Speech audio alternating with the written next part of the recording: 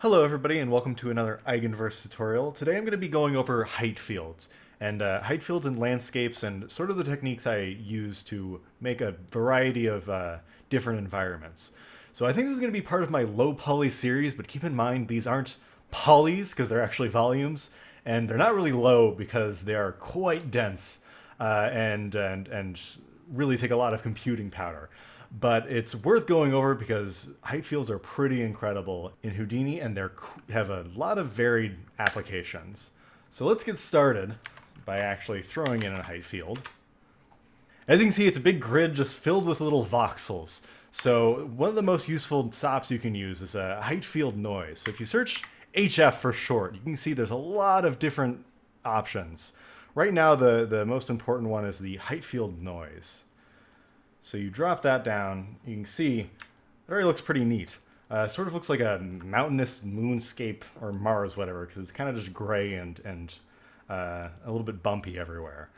So the first thing we can do to kind of like visualize, we're going to do a height field visualize.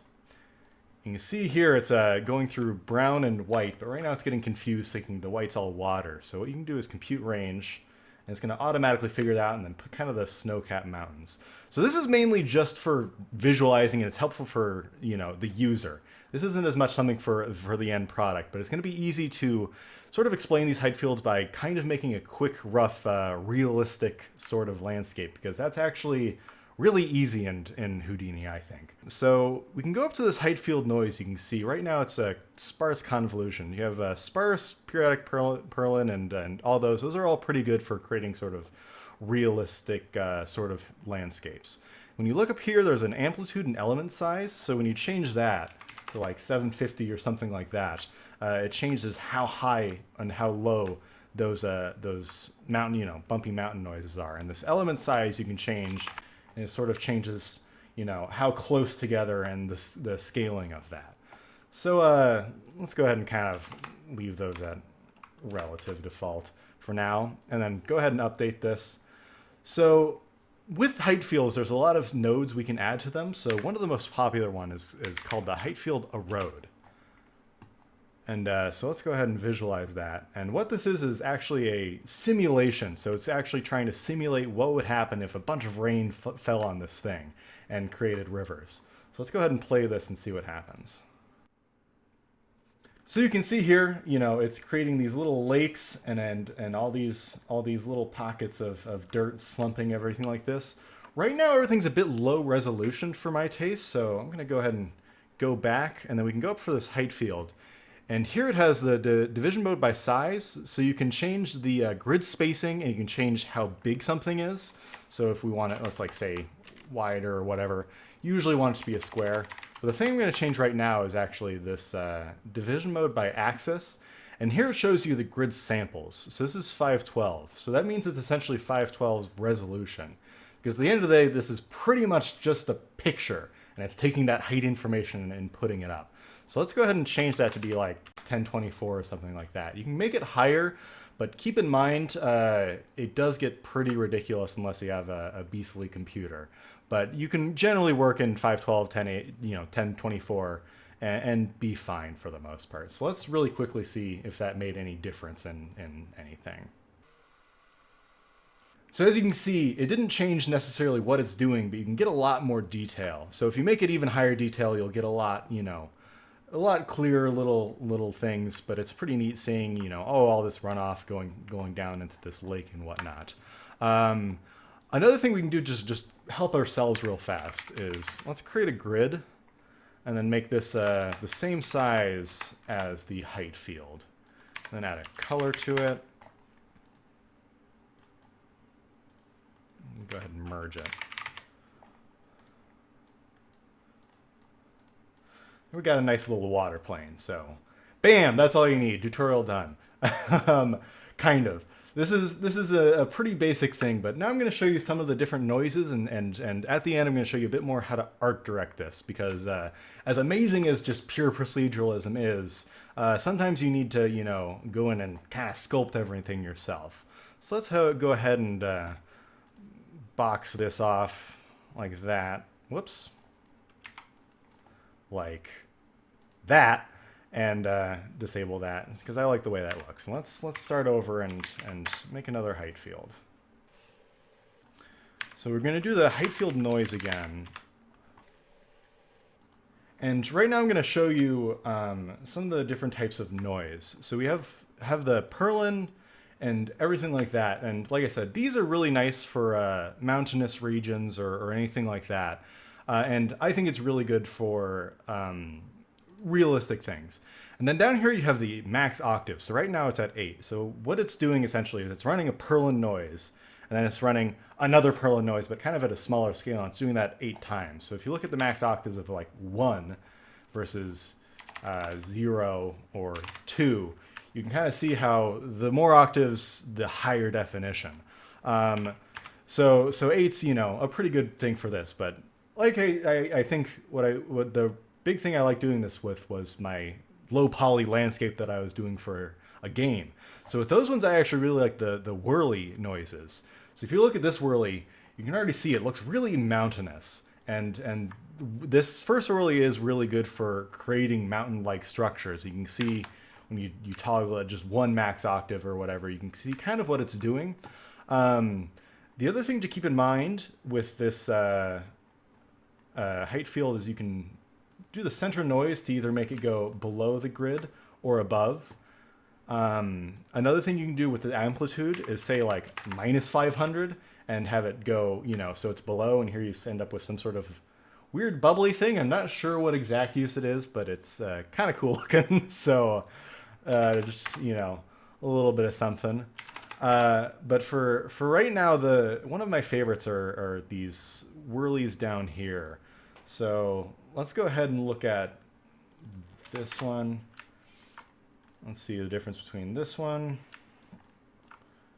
and this one.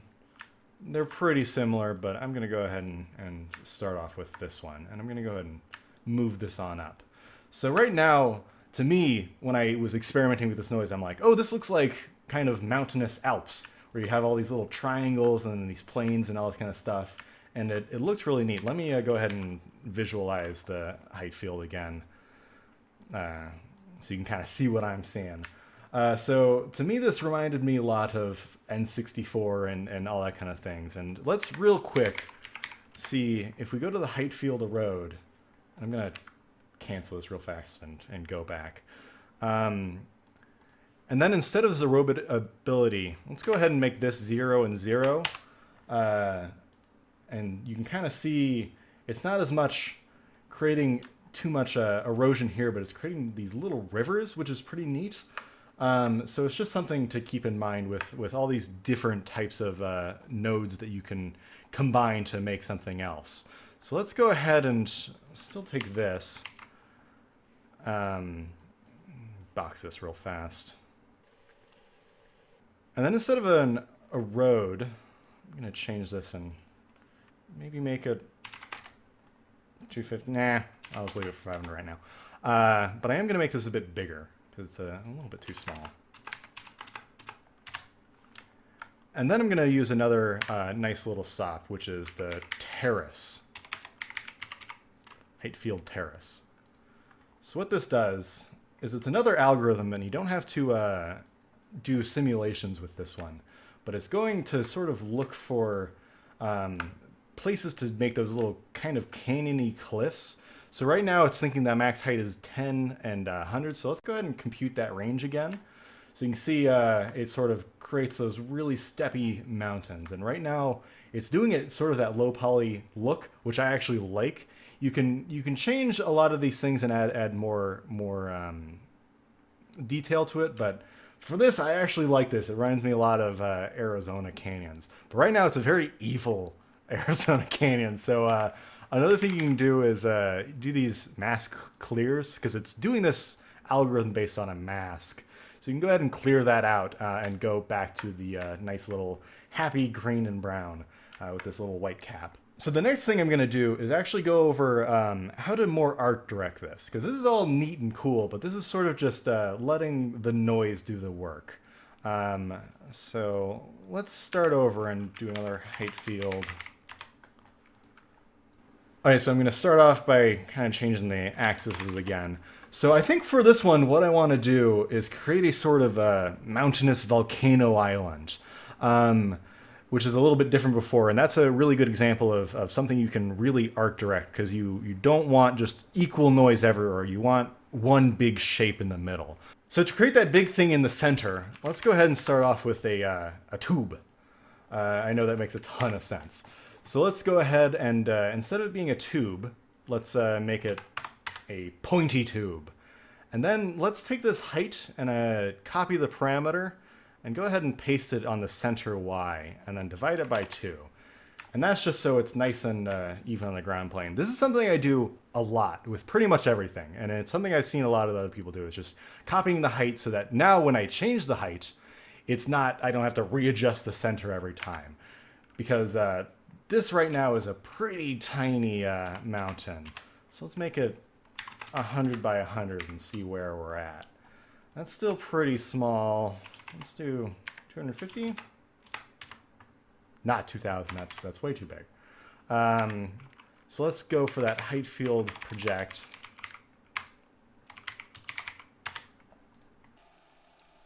So there we go. We got a cone on an island. So one thing to do is there's something called a height field blur. And we can add that in right now to make it so that instead of it being super harsh lines, we can make it so it's a little bit, let's go to 25 or so. So it's a little bit smoother. So the next thing I'm going to do is I want this to have some specific noise and not sort of the rest of it. So the next thing I'm going to do is actually going to do a mask by object.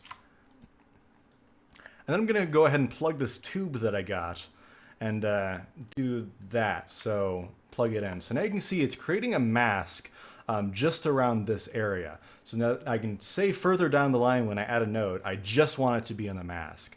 So you can also invert the mask to say, okay, I want the noise everywhere but the mountain.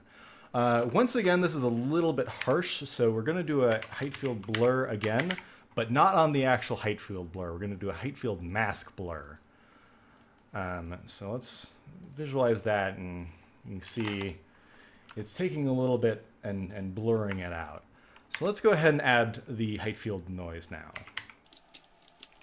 So you're going to plug this in, and then you're also going to plug this into the mask, so it's telling it, okay, I want to do some purlin noise, but I want it to be only on this kind of red part, and then also a little bit more on that. It's kind of dipping in right there, but that's something we can fix a little bit later. We can go ahead and change, whatever we want to make this a little bit more mountainy. For right now, I'm just going to use the same amplitudes. I'm going to be lazy, but you can spend hours, honestly, fine-tweaking all these things. So the next thing I want, so we got the kind of mountain, but we don't have it necessarily be island. This is all sort of just plain right now. So the next thing I'm going to want to do is clear out this height field mask. And what I want is I'm going to actually pull down these sections and add some noise to those. So next thing I'm going to do is add a paint, height field paint. And when you have this and you click the little gizmo tool, you can see it's painting on a mask, and you can really art direct exactly where you want it. So with these, let's say we want just those edges to be masked. So usually with this, you can also take the opacity and say 0.25 or whatever, and manually blur out some of the edges or whatnot. We'll art direct this even further a little bit more. But let's go ahead and mask blur this again. And increase this to, I don't know, 50 or... Let's even say, let's go crazy for right now and say 200 or so. So now that we have this mask, let's pull down the beaches with another height field noise. So with this one, you're going to want to take the noise, the height field, and you're going to also want to pull in the mask so it knows to only do it on these. And instead of doing the amplitude of 500, let's do minus 500. And then also keep in mind we're not going to want it centered, so we're going to actually want it pulled down. So that's, what I wanted, but right now there's this big old dead space. So let's fix that by adding another height field noise and just adding it over everything. Right now it's creating that, but you can see it sort of has this little divot. So let's go ahead and go back to this paint. And instead of FG1, let's see if we do a -1. And then theoretically, if I start painting this in, you can see now I can go back and kind of paint in some details of what I want, or I can either raise it up, or I can go back to this one and repaint and say I want this part to be lower and everything. And you can see I have a pretty nice computer, but it's still taking a long time to do this mask. So keep that in mind of you kind of want to do some things low resolution. The other part with the masks is the way it works is you paint on this thing and then it kind of keeps track of the information. And then if you change anything up here, it's actually not going to change further down here because it's sort of baking it out. So another thing to keep in mind is if you change some stuff up here, you're going to want to go ahead and recache the strokes. So let's currently look at the height field visualize and see what we're looking at right now. So that's kind of neat, but I know there's a couple things we can do to make this better. So let's do another sort of height field noise, but it's something a bit different called a height field distort. And this, you can see it sort of adds the distortions where it's adding curl noise now. So it's sort of just another layer of noise that you can add to things. And in this case, it pretty much just makes mountains look even mountainier. And, I'm seeing right now there's a couple kind of sharp points. So let's see if I can real quick go back to this paint, do that -1, opacity 0.5. And actually, in this case, I am going to want 1. Get rid of that one little thing. Pretty much, I think I could, but it's just going to take too long, so I'm going to ignore it for right now. But you can kind of get the point. So we got this, but the thing to set it over the edge is usually that height field erode. That always kind of makes things look really cool. So let's go ahead and simulate this. So you can see it's creating those little streams, but it's doing that little weird thing where it kind of thinks things are in the wrong location. So I'm going to do that height field visualize again. Maybe before. 1 second. So as you can see, it's doing that weird little ice capping around the ocean, which we don't really want. So in this, there's this visualization here where we can recompute the range and get that looking back how we want to. So that's looking pretty cool, but like I said, I kind of wanted this to be an island. So let's go ahead and quickly add the grid. I think it was 1,000.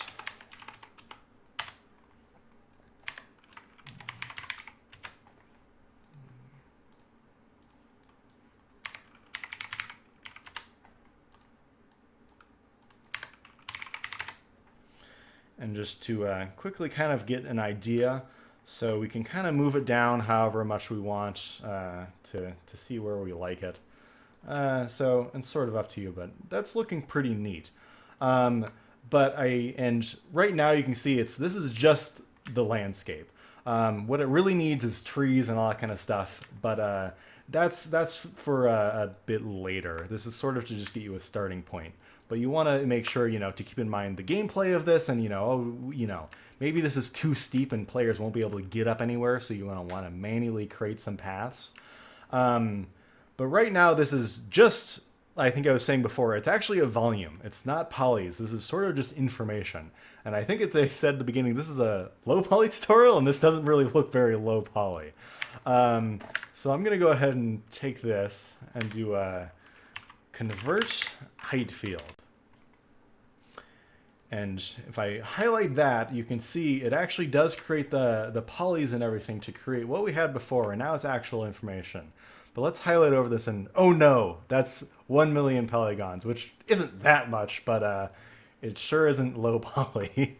So one thing, just to you know, tie it all up of getting a beautiful mountain. Let's make it a little low poly thing. Let's use that poly reduce. That's so neat. Go ahead and go back. Highlight this, and then instead of a percent, we're gonna want just like, let's see what 1 looks like. So that's 1. That looks pretty neat. I might be able to go a bit further, but for right now, let's add another sort of noise to it. And for this, I'm not gonna add a mountain stop. I'm gonna do something called a point jitter. And let's take this time to go ahead and save your project, because when you're working with height fields, you can crash, and you never want that to happen. So let's go ahead and take this point jitter. Let's make the axis scale actually to be like 1.5 in the Y. And instead of 1, since this is still pretty massive, let's see what 20 looks like. It's maybe a little bit too much. Maybe a little bit further. Scale of 10 or something. This is maybe something you can reduce it a bit further. Something more along the lines of something you might see with a typical low poly. Maybe one of those like 80s things where everything's blue and purple and whatnot. And this is a very roundabout way to get this, so I don't recommend actually using this to do the low poly. I recommend just straight up using a grid. But I was kind of just using this as a little example of converting something to polys and kind of what to do with that. So for right now, I think this is going to conclude this tutorial. I'm going to a bit later show exactly how to put this a bit more into your pipeline, because right now this is really nice for Houdini, but a bit later you might want to Unreal and exactly how you convert that information. But for right now, I just hope you guys can get a little bit grasp of height fields, because it's there's so many things to do with it, and it's all procedural noise. But there's so many cool things you can do, and in particular, there's a lot of ways you can art direct it. And I just showed some of the beginning ways, but the key concept is actually masks, and there's a lot of different types of masks. You can mask by those objects, by other types of noise, and you can really just go crazy and kind of create anything you could possibly imagine. And for right now, you know, it was just a simple little mountain island, but it was pretty neat. So thanks so much for watching, and let me know if there's anything you'd like me to specifically go over, and hope you enjoyed it. Thank you.